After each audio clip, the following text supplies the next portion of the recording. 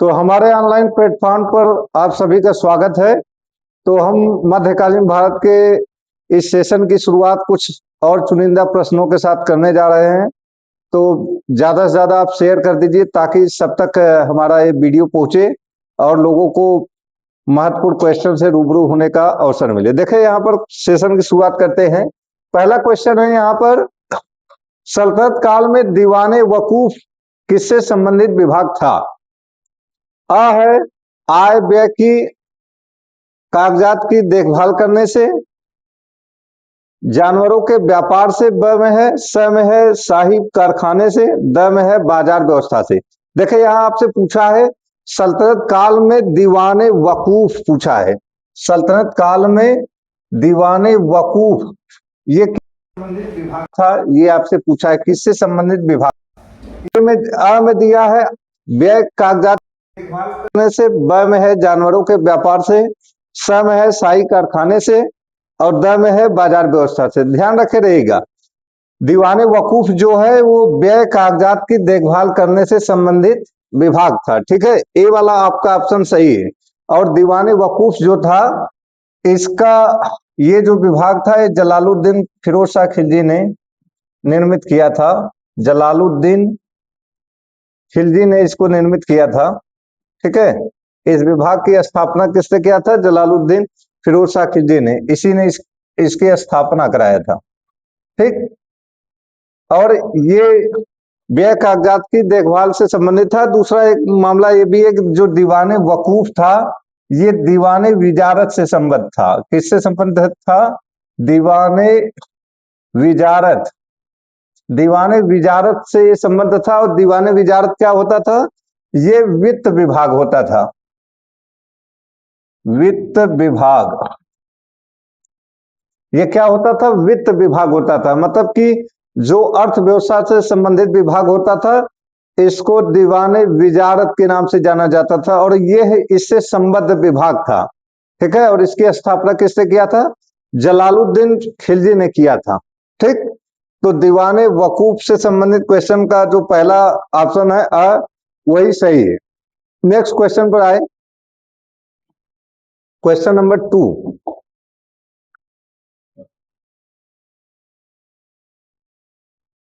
Question number 2 पूछा है, बहुत ही आसान क्वेश्चन है।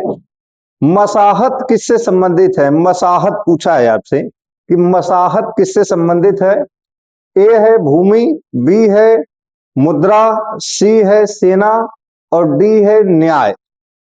तो मसाहत का जो संबंध है वो, मसाहत का जो संबंध है ये भूमि से है। मसाहत का संबंध किससे है? भूमि से है। मसाहत क्या होता था? मसाहत क्या होता था? मसाहत ये अलाउद्दीन खिलजी ने, देखे अलाउद्दीन खिलजी ने, अलाउद्दीन खिलजी की हम बात कर रहे हैं। ठीक है, तो अलाउद्दीन खिलजी ने क्या किया था? देखे अलाउद्दीन खिलजी के द्वारा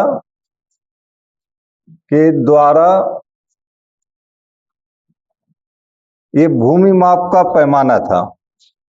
भूमि माप का पैमाना,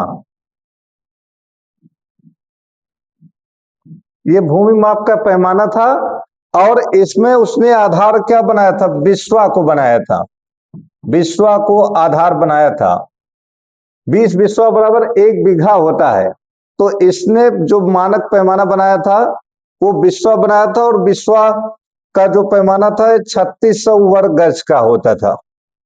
3600 वर्ग गज इसका मानक था और ये अलाउद्दीन खिलजी ने शुरू किया था जिसको मसाहत कहा जाता है। मतलब अलाउद्दीन खिलजी के द्वारा जो लगान निर्धारण में बिस्वा को पैमाना बनाया गया था उसी को हम मसाहत पद्धति कहते हैं। लगान निर्धारण के लिए जो पैमाना बनाया गया था ना, यानी भूमि को मापने के लिए जो बिस्वा को आधार बनाया गया था उसी को हम मसाहत पद्धति कहते हैं। ठीक है, और ये इस पद्धति के द्वारा वो नगद वसूलता था, नगद वसूली करता था। और ये वसूली उसके दौर में कितनी थी? 1/2 भाग या 50% थी। 1/2 भाग या कह सकते हैं 50% ये नगद वसूलता था।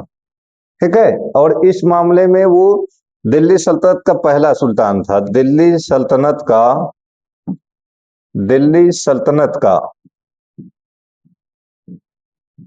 पहला सुल्तान था।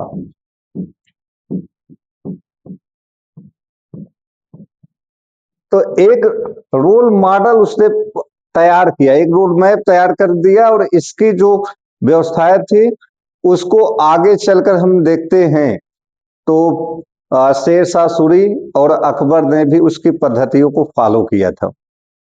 यानी भू राजस्व व्यवस्था में जो इसने एक पैमाना बनाया खराज की वसूली के लिए, ये सबसे महत्वपूर्ण इसका काम माना जाता है अलाउद्दीन खिलजी का। ठीक है। तो ये भूमि से संबंधित था, मुद्रा से संबंधित नहीं था, नहीं सेना से संबंध इसका था, नहीं न्याय से इसका संबंध था। इसका संबंध किससे था? भूमि से संबंध था। तो दूसरे का पहला ऑप्शन सही होगा, दूसरे का पहला ऑप्शन आपका ऑप्शन सही है, भूमि वाला। ठीक है। चले नेक्स्ट क्वेश्चन पर आइए।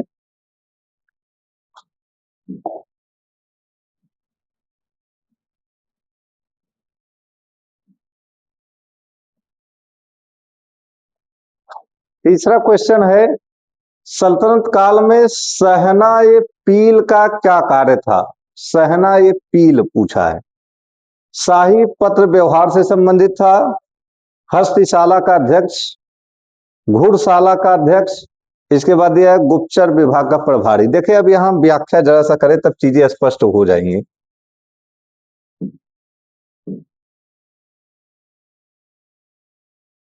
व्याख्या करते हैं। देखिए आपसे क्या पूछा है, सल्तनत काल में सहना-ए पील का क्या कार्य था या किससे संबंधित विभाग था? ठीक है। तो शाही पत्र व्यवहार से संबंधित बिल्कुल नहीं था। शाही पत्र व्यवहार से संबंधित कौन सा विभाग था? दीवान ए इंसा था। दीवान ए इंसा इसको कहते हैं, जो शाही पत्राचार से संबंधित विभाग था। और ये इसके पास मुहरे होती थी, शाही मुहरे भी होती थी, जिसका प्रयोग सुल्तान करते थे, तो वो दीवान ए इंसा होता था। ठीक। हस्तिशाला का अध्यक्ष, इसे सहना-ए पील कहते थे। सहना-ए पील, पील का अर्थ होता है फारसी में हाथी होता है। ठीक है। और घुड़शाला का जो अध्यक्ष होता था, ये क्या कहलाता था? याकूत को बनाया गया था इसका अध्यक्ष। ठीक है। तो शाही घुड़शाला से भी संबंधित एक विभाग था। इसके बाद गुप्तचर विभाग का जो प्रभारी होता था, इसको क्या कहा जाता? दीवान ए बरीद कहा जाता था। दीवान ए बरीद इसको कहा जाता था। ठीक। दीवान ए बरीद इसको कहा जाता था। तो ये प्रमुख विभाग हो गए। ठीक है। तो यहां पर दिया है हस्तिशाला का अध्यक्ष यानी सहना-ए पील ही कहलाता था, और ये हाथियों का प्रभारी होता था। हाथियों की जो सेना होती थी, हाथियों की जो सेना होती थी, इसका प्रभारी होता था। हाथियों की सेना जो होती थी,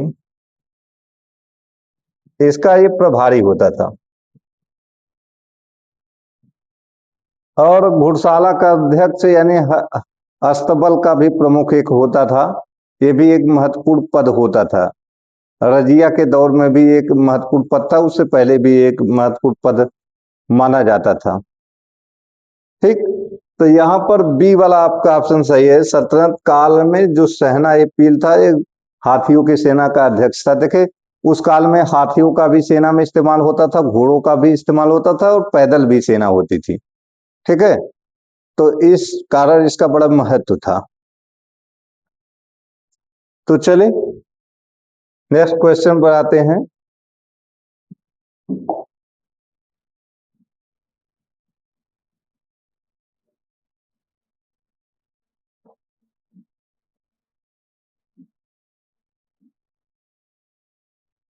चले नेक्स्ट क्वेश्चन पर। क्वेश्चन नंबर 4, निम्नलिखित में से कौन सुल्तानों के अधीन सैन्य विभाग का प्रमुख होता था? ए है वली, बी है मीर बख्शी, सी है आरिज ममालिक, और डी में दिया है मुस्तौफी ए ममालिक।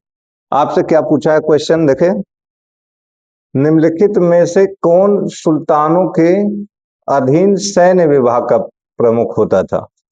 कौन सैन्य विभाग का प्रमुख होता था ये पूछा। देखे वली जो होता है ये इसी को मुक्ता या इसी को गवर्नर भी कहते थे। ठीक है, सल्तनत काल में जो प्रांतों का प्रभारी होता था उसी को ये कहा जाता था। ये प्रांतों का प्रभारी होता था, प्रांतों का प्रभारी। ठीक है, प्रांतों का जो प्रभारी होता था उसी को वली या मुक्ता या गवर्नर कहा जाता था। ठीक, मीर बख्शी होता था ये मुगल काल में, मुगल काल में ये सैन्य प्रभारी होता था, सैन्य प्रभारी। ये मुगल काल में सैन्य प्रभारी होता था। आरिज मुमालिक यही यानी जो विभाग था इसका, इसे दीवाने अर्ज कहा जाता था, दीवाने अर्ज। दीवाने अर्ज क्या होता था? सैन्य विभाग, सैन्य विभाग होता था, सैन्य विभाग होता था।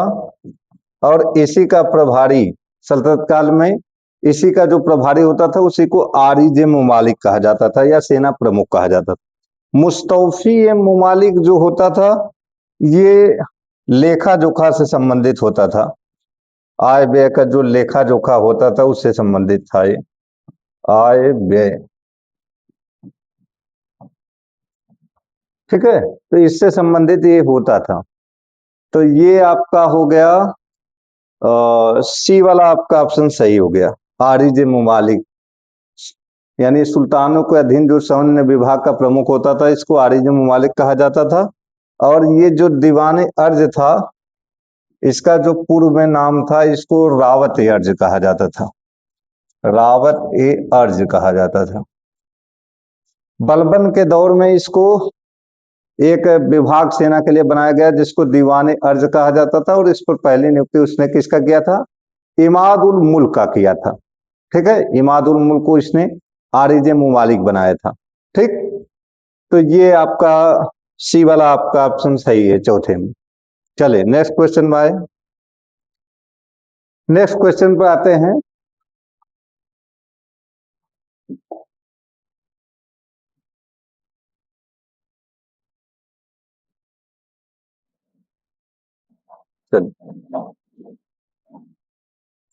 पांचवा क्वेश्चन है, सल्तनत काल में मुशर्रिफ ये ममालिक होता था न्याय का प्रमुख, धर्म का प्रमुख, वित्त व्यवस्था का प्रमुख, और डी है महालेखाकार। क्या पूछा है आपसे? सल्तनत काल में मुशर्रिफ ये ममालिक क्या होता था ये आपसे पूछा है। ठीक है, तो न्याय का जो प्रमुख होता था, देखिए सुल्तान खुद न्याय का सबसे सर्वे सर्वा माना जाता था। इसमें जो सुल्तान होता था ये सबसे प्रमुख माना जाता था। ठीक, या इसके अलावा जो अदल होते थे ये भी न्याय का कार्य देखते थे, अदल कहलाते थे। ठीक है, ये भी न्याय का प्रमुख काम देखते थे, या दाद बेग भी इनको कहा जाता था, दाद बेग भी इससे संबंधित थे। तो ये कुछ प्रमुख विभाग थे। यानी एक पद होता था, पद का नाम है दीवान ए कजा, दीवान ए कजा होता था जिसको क्या कहा जाता था? न्याय विभाग, न्याय विभाग कहा जाता था। ठीक है, इसी के नीचे ये पदाधिकारी होते थे, ये जो पदाधिकारी होते थे ये इसी के नीचे होते थे। और सुल्तान सबसे सर्वे सर्वा माना जाता था। लेकिन यहाँ न्याय का प्रमुख पूछा है तो दीवाने कजा हम कह सकते हैं कि वो होता, एक विभाग होता था जिसपे अदल और दाद बेग जैसे पदाधिकारी थे। धर्म का जो प्रमुख है ये सद्र उस सुदूर एक पद था, सद्र उस सुदूर या सदरे जहां होता था, सदरे सदरे जहां कह सकते हैं। ठीक है, ये धर्म से संबंधित होता था। जो मुसलमानों के मामले होते थे उसमें काजी मुफ्ती ये व्यवस्था देखते थे, काजी होता था, मुफ्ती देखता था। ठीक है, और हिंदुओं के मामले में पंडित देखते थे। ठीक, वित्त व्यवस्था का यहाँ बात करें तो दीवाने विजारत पद था, दीवाने विजारत। ठीक है। इसका प्रमुख क्या होता था? वजीर कहलाता था, वजीर कहलाता था। और वजीर उस समय भी दो प्रकार के होते थे, वजीर तनफीज और वजीर तफवीज। जो सबसे शक्तिशाली होता था वो वजीर तफवीज होता था। ठीक है। तो दीवान विजारत इससे संबंधित था और वजीर इसका प्रमुख होता था, जो आय व्यय का काम देखता था, या वित्त व्यवस्था या फाइनेंस मिनिस्ट्री देखता था। ठीक। महालेखाकार जो होता था इसी को मुशर्रिफ ममालिक कहा जाता है। ठीक है, जो सारा डेटा अपने पास रखता था। तो यहां पर पांचवे का डी वाला आपका ऑप्शन सही है, डी वाला आपका ऑप्शन सही है। चलिए नेक्स्ट क्वेश्चन पर आइए, नेक्स्ट क्वेश्चन पर आइए। चलिए देखें, क्वेश्चन नंबर 6 में दिया है, निम्नलिखित को काल क्रमानुसार व्यवस्थित कीजिए तथा दिए गए कूट का प्रयोग करते हुए प्रयुक्त विकल्प का चयन कीजिए। पहला है तुगलक वंश, दूसरा है सैयद वंश, तीसरा गुलाम वंश, चौथा लोधी वंश। ए में दिया है 1 2 3 4, बी में दिया है 3 1 2 4, और सी में दिया है 1 3 2 4, डी में है 3 1 4 2। आपको बताना है, इस पे काल क्रमानुसार मिलाना है। देखे पहले कौन सा राजवंश था, पहले यहाँ पर आते। पहले जो राजवंश था वो गुलाम वंश था। इसका जो शासनकाल है 1206 से लेकर 1290 है। ठीक, 1290 हो गया। तुगलक वंश का शासनकाल जो है ये आपका दिखेगा 1320 ईस्वी से 1414 ईस्वी है। ठीक। और सैयद वंश का है 1414 से, ये 1414 से 1451 तक है, 1451 तक दिया है। ठीक है, 1414 से 1451 तक है। ठीक। लोधी वंश है 1451 से 1526 तक है। तो यहां आपसे पूछ रहा है कि पहले कौन सा राजवंश था, उसके कालक्रम के हिसाब से, मतलब कि पहले किस राजवंश का शासन था। देखिए यहां पर पहले नंबर पर आपका आ जाएगा 3 आ जाएगा, ये 3 वाला आपका पहले नंबर पर आ जाएगा, क्योंकि पहले गुलाम वंश था। ठीक है, गुलाम वंश के बाद किसका नंबर आ गया? देखिए यहाँ पर खिलजी दिया नहीं है, खिलजी का भी हम आपको नोट करा देते हैं। खिलजी वंश का काल, खिलजी वंश, इसका कालखंड सबसे कम था, 1290 से लेकर 1320 ईस्वी तक, 30 साल इन्होंने शासन किया था। ठीक है, तो ये तो है नहीं, तो जाहिर सी बात है तुगलक वंश पर जाएंगे। तो 3 के बाद 1 आ जाए, 3 के बाद 1 आ गया आपका। इसके बाद आपका आ जाएगा 2 आ जाएगा सैयद वंश, सैयद के बाद लोधी आते हैं, 2 आ जाएगा। फिर इसके बाद आपका क्या हो गया? 4 हो गया। तो 3 1 2 4, ये देखिए कहां पर दिया है 3 1 2 4, तो बी वाला आपका ऑप्शन सही है, बी वाला आपका ऑप्शन सही है। ठीक है, ऐसे ही मिलान करना है। चलिए नेक्स्ट क्वेश्चन पर आइए, क्वेश्चन नंबर 7 पर आइए। देखिए क्वेश्चन नंबर 7 में हम जरा सा आए, पूछा है दीवाने बंदगान किससे संबंधित विभाग था? दीवाने बंदगान पूछा है। ए है दास, बी है विदेश, सी है सिंचाई, और डी में दिया है लोक निर्माण विभाग। अब देखें यहां पर जो दासों से संबंधित विभाग था उसी को हम दीवाने बंदगान कहते हैं, ये दीवाने बंदगान कहलाता है,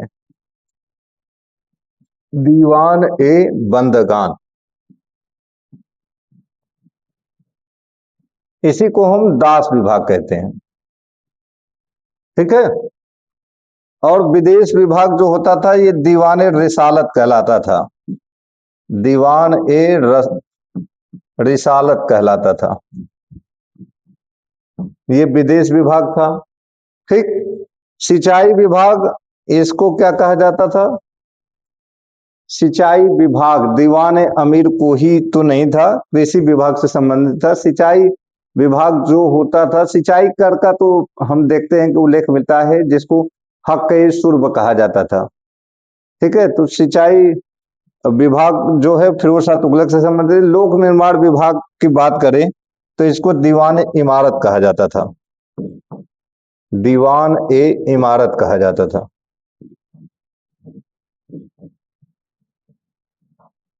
ठीक है, तो सिंचाई कर की वसूली तो फिरोज शाह तुगलक ने किया था, 10% वसूलता था, लेकिन ये तय नहीं है कि उसके दौर में विभाग रहा होगा कि नहीं, लेकिन जरूर रहा होगा क्योंकि वो 10% वसूलता था।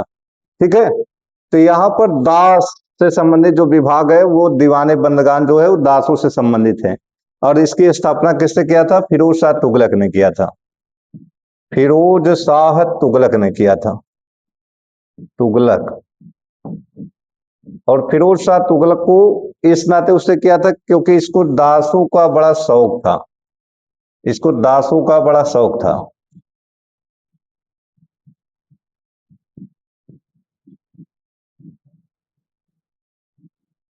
इसे दासों का बड़ा शौक था, इस नाते इसने दीवाने बंदगान नामक विभाग की स्थापना कराया था।